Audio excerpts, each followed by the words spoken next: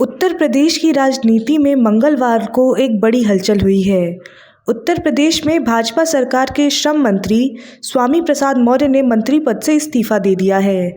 इसके साथ ही स्वामी प्रसाद मौर्य की समाजवादी पार्टी के अध्यक्ष अखिलेश यादव के साथ भी मुलाकात हो चुकी है, जिससे ये साफ हो गया है कि वह सपा में शामिल होंगे।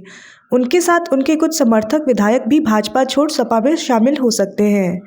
टिकट के बंटवारे को लेकर उनका भाजपा से विवाद चल रहा था। स्वामी प्रसाद मौर्य ने अपना इस्तीफा राज्यपाल आनंदीबेन पटेल को भेज दिया है। इसके साथ ही स्वामी प्रसाद मौर्य ने भारतीय जनता पार्टी का साथ छोड़कर समाजवादी पार्टी ज्वाइन कर लिया है।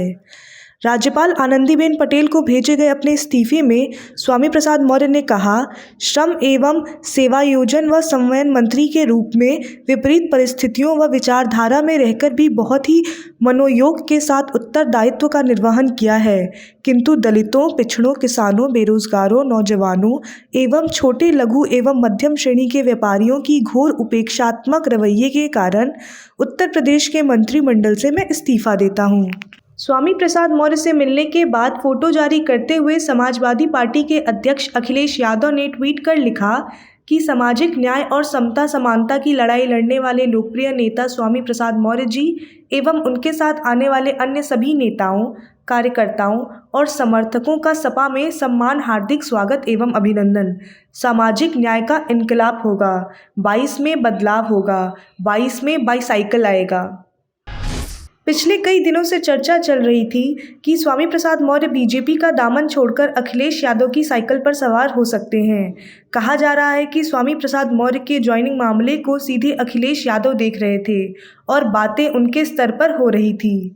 स्वामी प्रसाद मौर्य के इस्तीफे को बीजेपी के लिए बड़ा झटका माना जा रहा है।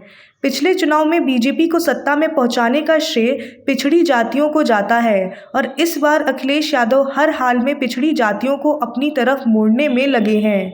यही वजह है कि छोटे छोटे दलों से गठबंधन के अलावा उन्होंने पिछड़े नेताओं को अपनी पार्टी में शामिल करने का अभियान छेड़ रखा है। स्वामी प्रसाद मौर्य इस अभियान का हिस्सा हैं। बता दें कि 2017 के विधानसभा चुनाव से पहले स्वामी प्रसाद मौर्य 2016 में मायावती की पार्टी बसपा छोड़कर भाजपा में शामिल हुए थे। मौर्य को बीएसपी सुप्रीमो मायावती के करीबी नेताओं में गिना जाता था। स्वामी प्रसाद मौर्य के अलावा मंत्री धर्म सिंह सैनी और दारा सिंह चौहान के भी इस्तीफे की अटकलें हैं। धर्म सिंह और दारा सिंह दोनों उनके खेमे के माने जाते हैं। तीनों योगी सरकार में मंत्री हैं, लेकिन तीनों बीएसपी के बड़े नेता रहे हैं और बसपा सरकार में भी मंत्री रहे हैं। ऐसे में यह तीनों के भाजपा छोड़ने की चर्चा है। स्वामी प्रसाद मौर्य ने तो मंत्री पद से इस्तीफा भी दे दिया है।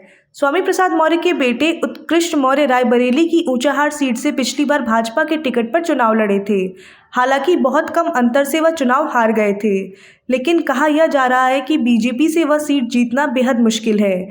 ऐसे में स्वामी प्रसाद मौर्य के बेटे को अगर यह सीट जीतनी है तो समाजवादी पार्टी से ही वह जीत सकते हैं। सूत्रों के मुताबिक बीजेपी एक बार फिर स्वामी प्रसाद मौर्य के बेटे को ऊंचाहार सीट से टिकट देने को तैयार है, लेकिन स्वामी प्रसाद मौर्य को लगता है कि इस सीट पर समाजवादी पार्टी ही मुफीद है। वैसे स्वामी प्रसाद मौर्य अपने फैसलों से चौंकाते रहे हैं। जब उन्होंने बसपा छोड़ी थी तब आखिरी वक्त किसी को मालूम नहीं था। अब बीजेपी के साथ भी ऐसा ही हुआ है। उधर स्वामी प्रसाद मौर्य के इस्तीफे पर उप मुख्यमंत्री केशव प्रसाद ने ट्वीट कर लिखा कि आदरणीय स्वामी प्रसाद मौर्य जी ने किन किरणों से इस्तीफा दिया है यह मैं नहीं जानता हूं। उनसे अपील है कि बैठकर बात करें। जल्दबाजी में लिए गए फैसले अक्सर गलत साबित होते हैं। इन सब से एक बात तो साफ है कि बीजेपी जानती है कि स्वामी प्रसाद मौर्य के इस्तीफे से आने वाले चुनाव में उनको काफ़ी नुकसान हो सकता है।